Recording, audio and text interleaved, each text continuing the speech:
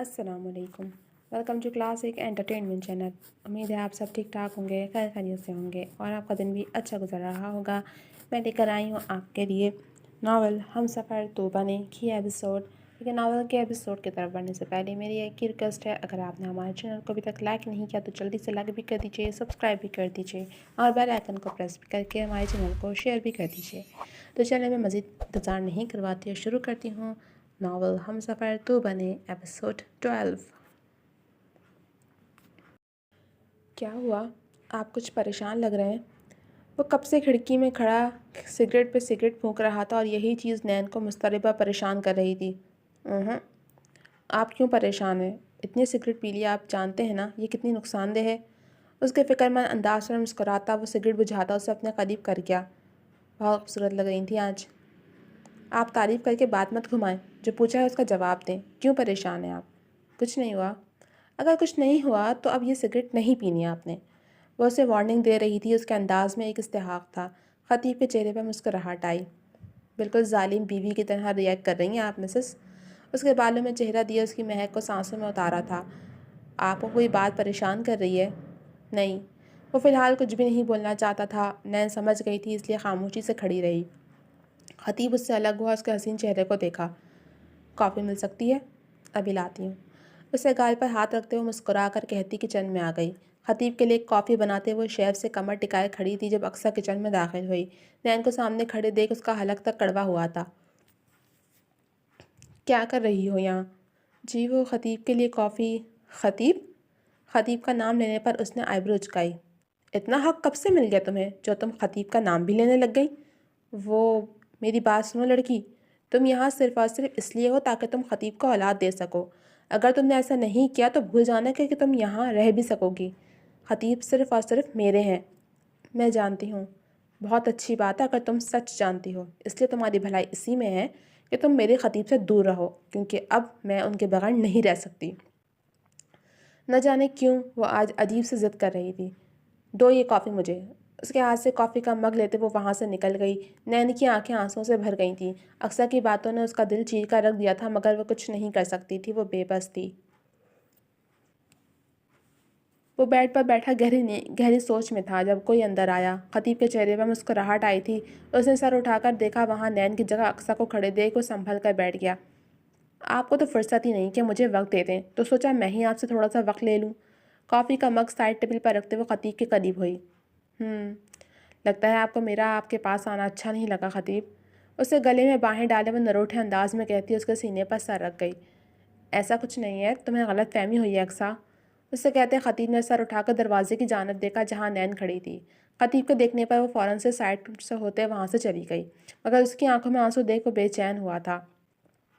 खतीब, आप कुछ बोल क्यों नहीं रहे? वो कुछ कह रही थी मगर खतीब सुन ही नहीं सका। खतीब। अक्सर की तेज़ आवाज़ से वो होश में आया था। ध्यान कहाँ है आपका? कहीं नहीं, यहीं हूँ मैं तो। ठीक है, आप काम करें, मैं जाती हूँ। खतीब से अलग होते वो जैसे आई थी वैसे ही वापस चली गई। उसका काम हो गया था। चेहरे पर कमींगे मुस्कुराहट सजाए वो नैन तारा के पहलू से गुजरती अपने कमरे में चली गई। गहरा सांस लेते नैन ने खुद को रिलैक्स किया। वो जानती थी ऐसा तो होना ही था एक दिन। वो अपनी वजह से खतीब को परेशान नहीं कर सकती थी। चेहरे पर बशाशत लाए वो कमरे में दाखिल हुई तो वह बेड पर लेटा था, आंखें बंद थीं। आप सो गए? उसकी कॉफ़ी पर नज़र पड़ी जो वैसी की वैसी ही पड़ी थी। लैन, लाइट्स ऑफ कर दो, मुझे नींद आ रही है। उसे कहने पर लाइट्स ऑफ करते वह खामोशी से उसके पहलू में आकर लेट गई। दोनों के दरमियान नामहसूसी खामोशी का राज था। खतीब ने आगे बढ़कर उसके सर के नीचे हाथ रखते उसे करीब किया तो मुस्कुराहट नैन तारा के चेहरे पर फैल गई। खुद को परेशान मत करें, क्योंकि यही हकीकत है और इस बात से मैं वाकिफ़ हूँ। हाँ, जहरी सी तो होती है, लेकिन मैं कभी आपको परेशान नहीं देख सकती। प्लीज़ उदास ना हुआ करें। उसके गिर्द बाजू फैलाते हुए होले से कहती उसकी सारी परेशानी ख़त्म कर गई। आज वो खुशी से झूमती पूरे घर में शोर मचाए हुए थी। कल दिल के अम्मी अब्बू फाइनली 3 महीने बाद वापस आ रहे थे। वक्त बहुत तेज़ी से गुजरा था। एहराम खामोशी से उसे इधर से उधर भागते देख रहा था। वो बिल्कुल बच्चों जैसी थी। मैडम, आप मेरा रास्ता ब्लॉक करके बैठी हैं। दहलीज में बैठी वो खीर बनाने की तैयारियां कर रही थी। एहराम की बात पर उसने सर उठाकर उसे देखा। جو آج کل اسے بہت کم ہی حویلی میں نظر آتا تھا۔ وجہ یہ کہ وہ اور خطیب گاؤں میں اسکول اور اسپتال تعمیر کروا رہے تھے، اس لیے ان دونوں کا زیادہ تر وقت باہر ہی گزرتا تھا۔ بڑی خوش لگ رہی ہو۔ میرے امی بابا آ رہے ہیں اتنے وقت بعد، کیا میں خوش بھی نہیں ہوں؟ بالکل ہو، ساتھ مل کر خوش ہوتے نا۔ ویسے بھی میری ساسو ماں آ رہی ہیں، مسٹر احرام شاہ۔ اس نے دانت کچکچائے جس پر وہ کہکا لگا کر ہنس پڑا۔ اچھا بھائی، نہیں تنگ کرتا میں تمہیں، خوش رہو۔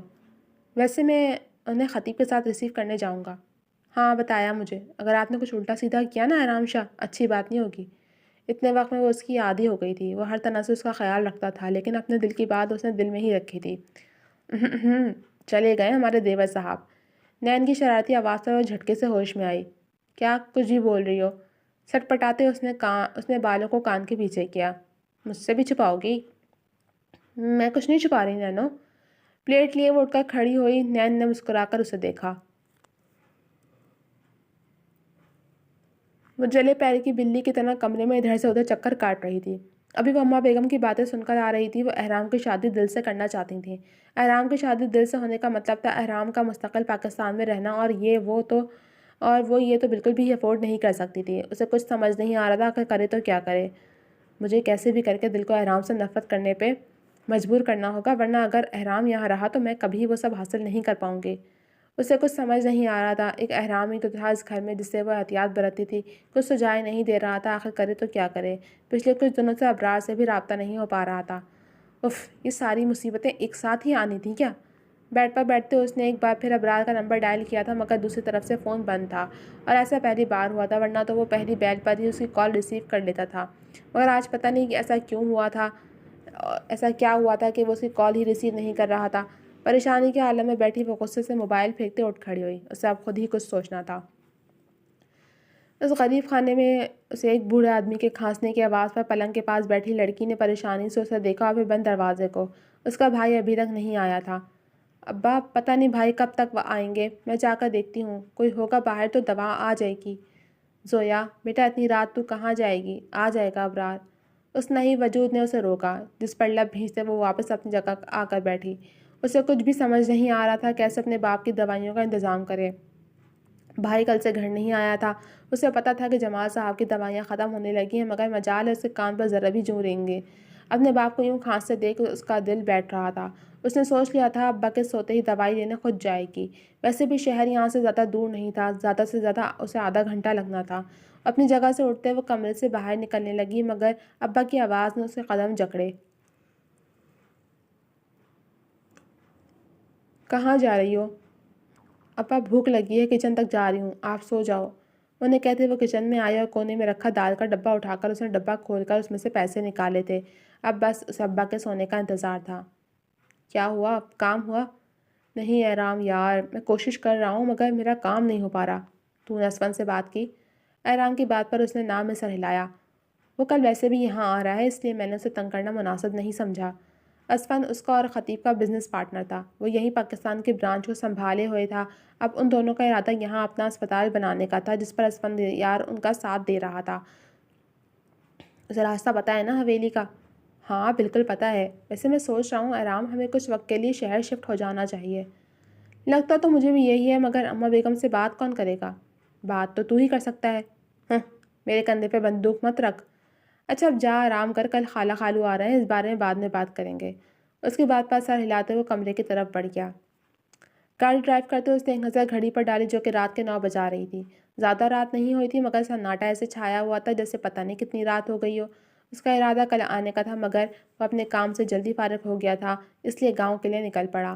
حویلی فون کر کے اس نے خان بابا کو اپنے آنے کی اطلاع دے دی تھی۔ وہ اب رات کے وقت خطیب اور احرام کو تنگ نہیں کرنا چاہتا تھا۔ اس کے ماں باپ کی ڈیتھ کے بعد اس کا حویلی آنا بالکل ہی ختم ہو گیا تھا۔ یہ حویلی اس کے ماں باپ کی نشانی تھی، مگر اکیلی حویلی میں رہنا بھی محال تھا۔ وہ تینوں بہن بھائی اپنی اپنی زندگیوں میں مگن تھے۔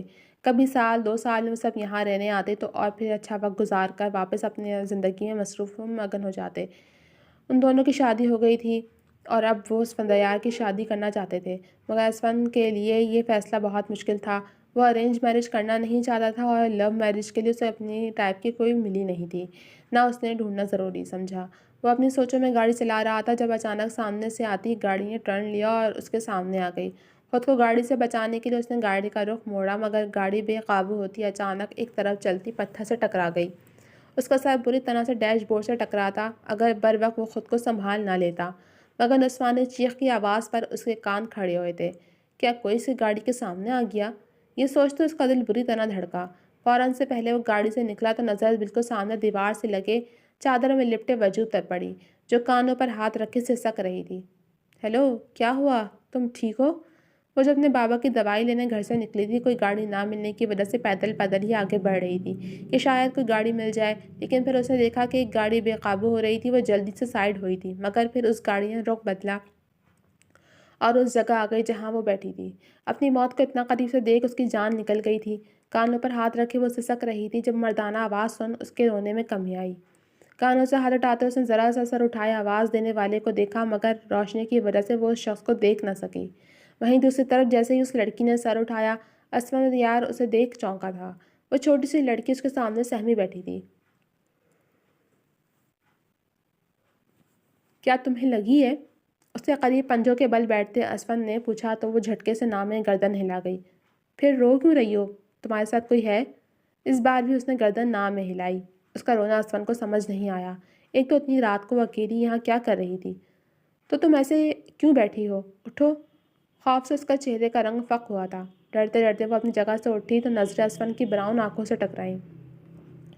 اتنی رات کو یوں روڈ پر کیا کر رہی ہو؟ ابھی میری گاڑی کے نیچے آ جاتی تو جانتی ہو کیا ہوتا؟ اس کا سر ایک بار پھر نہ میں ہلا۔ مر جاتی اور کیا ہوتا؟ نہیں نہیں، میں ابھی نہیں مر سکتی۔ اس کا دل خوف سے سکڑا۔ اس کے انداز سے وہ ایک دم لبوں پر آنے والی مسکراہٹ روک گیا۔ زویا نے حیرت سے اسے مسکراتے دیکھا تھا، مگر نہیں، وہ سنجیدہ تھا۔ کیا وہ کوئی بھوت تھا؟ یہ سوچ آتی وہ 2 قدم پیچھے لیتی بری طرح چیخی، بھوت بھوت بھوت! اس کے چیخنے پر بوکھلاتے ہوئے ایک دم ہی اس کے ہونٹوں پر ہاتھ رکھتا اس کی چیخ کا گلا گھونٹ گیا۔ جی تو جناب، اب تک یہ صرف اتنا ہی۔ کیسی لگی آپ کو یہ ایپیسوڈ؟ کمنٹ سیکشن میں اپنی رائے کا اظہار ضرور کیجیے گا۔ جلد ملوں گی اگلی ایپیسوڈ کے ساتھ، تب تک کے لیے اجازت دیجیے۔ اللہ حافظ۔